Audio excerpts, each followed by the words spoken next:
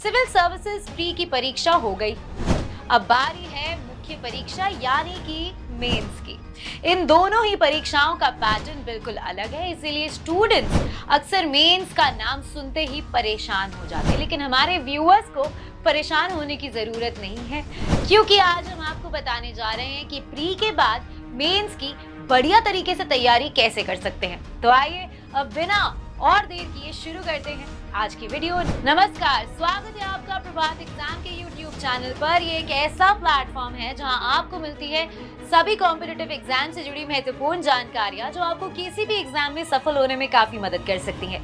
अगर आप हमारे YouTube चैनल पर पहली बार आए हैं तो हमें लाइक और सब्सक्राइब जरूर कर ले और हमारे लेटेस्ट वीडियोस और अपडेट्स सबसे पहले आप तक पहुंचे उसके लिए बेल आइकन को प्रेस करना भी ना भूले। तो आइए शुरुआत करते हैं आज की वीडियो की, जो है यूपीएससी प्री के बाद मेंस की तैयारी कैसे करें। तो मेंस की तैयारी शुरू करने से पहले सबसे पहले तो आपको ये समझना होगा कि मेंस की परीक्षा का पैटर्न और सिलेबस क्या है। इसमें कुल 9 पेपर होते हैं। जनरल स्टडी के 4 पेपर, 2 ऑप्शनल पेपर, 1 निबंध का पेपर, 2 पेपर क्वालिफाइंग लैंग्वेज का। अब यहाँ गौर करने वाली बात ये हो जाती है कि हर पेपर अलग है और आपको हर पेपर के लिए एक डिस्टिंक्टिव अप्रोच अपनानी होगी। निबंध बाकी पेपर्स के मुकाबले निबंध की तैयारी करना आसान माना जाता है। इसके लिए आपको सिर्फ इस बात की प्रैक्टिस करनी होगी कि आप अपने विचारों को स्पष्ट और सुव्यवस्थित तरीके से लिख सके और एग्जामिनेशन हॉल में निबंध का टॉपिक आपको अनजाना ना लगे। इसके लिए आपको करंट इवेंट्स पर अपनी नजर बनाए रखनी होगी। आमतौर पर देखा गया है कि ऐसे के टॉपिक्स में करंट इवेंट्स को ज्यादा तरजीह दी जाती है। तो यदि आप नियमित रूप से एडिटोरियल्स और आर्टिकल्स पढ़ते रहेंगे तो इस पेपर में आपको मुश्किल नहीं होगी। लैंग्वेज का पेपर आमतौर पर सिर्फ आपकी बुनियादी ज्ञान को जांचने के लिए होता है। इसको लेकर बहुत ज्यादा चिंतित होने की जरूरत नहीं है। यदि आप नियमित रूप से अंग्रेजी की अखबार पढ़ते रहेंगे तो आपकी पकड़ इस पेपर पर अपने आप ही मजबूत होती जाएगी। लेकिन यदि आपको लगता है कि आपकी अंग्रेजी कमजोर है तो भी घबराने की कोई बात नहीं है, हम है ना। आप चाहे तो बेसिक ग्रामर की बुक्स भी पढ़ सकते हैं ताकि इस पेपर के फंडामेंटल्स आपके मन में क्लियर हो जाएं। जनरल स्टडीज मुख्य परीक्षा पेपर 1 कला और संस्कृति। इस भाग के लिए सीसीईआरटी और एनसीईआरटी पुस्तकों से पढ़ना पर्याप्त होगा।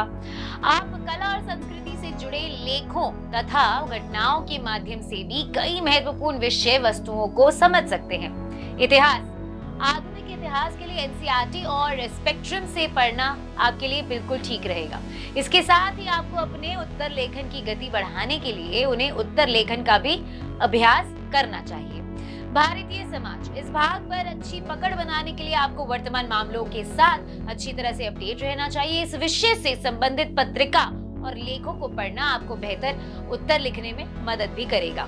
भूगोल विषय के लिए एनसीईआरटी 11वीं कक्षा और 12वीं कक्षा के अलावा खुल्लर जैसी अन्य मानक पुस्तकों से पढ़ाई करना पर्याप्त रहेगा। हाँ, कोशिश ये जरूर कीजिए कि आप मैप्स और डायग्राम्स के माध्यम से कॉन्सेप्ट्स को समझें और परीक्षा में भी उनका उपयोग करें। जनरल स्टडीज मुख्य परीक्षा पेपर 2 शासन, संविधान, राजनीति और सामाजिक न्याय। इसके लिए लक्ष्मीकांत पीआईबी लेखों और अखबार में दी गई संबंधित जानकारी इस भाग की तैयारी के लिए पर्याप्त रहेगी। आपको सामान्य जानकारी और वर्तमान मामलों की अच्छे से समझ होनी चाहिए। अंतर्राष्ट्रीय संबंध इस भाग की तैयारी के लिए समाचार पत्र सबसे अच्छा विकल्प होता है। इसके अलावा आप इग्नू के नोट्स से भी तैयारी कर सकते हैं। जनरल स्टडीज मुख्य परीक्षा पेपर 3 विज्ञान और प्रौद्योगिकी यानी कि साइंस एंड टेक्नोलॉजी के क्षेत्र में हो रहे रीसेंट डेवलपमेंट्स पर विशेष ध्यान देना चाहिए। अखबारों साथ साइंस रिपोर्टर जैसी कुछ पत्रिकाएं का उपयोग आपको इस क्षेत्र से परिचित होने में मदद करेगा।